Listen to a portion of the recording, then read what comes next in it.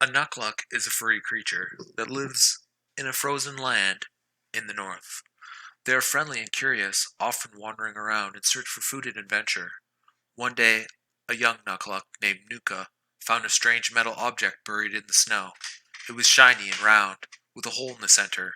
Nuka wondered what it was and decided to take it home. He showed his mother, who was alarmed by the sight of it.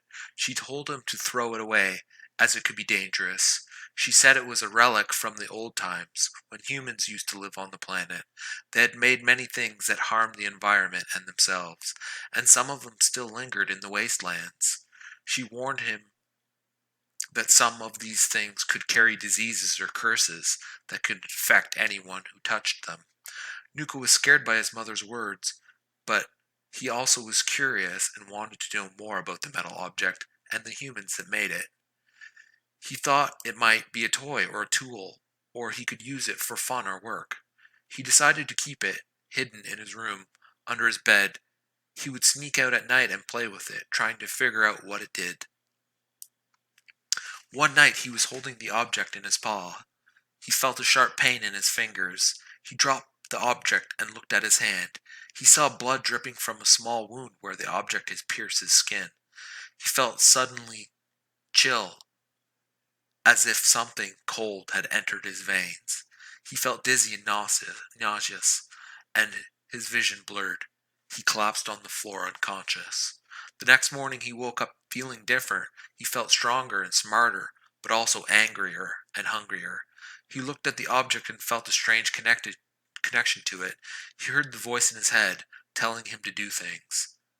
It said it was his friend, that it would help him become more powerful. It said it was from another dimension, that it had come to his world to find a host. It had been chosen. It had chosen him because he was special. It referred to itself as Trilarg. Nuka was confused and scared by the voice, but he also felt a thrill of excitement. He wondered what the voice could teach him and what they could do together. He decided to listen to the voice and follow its instructions.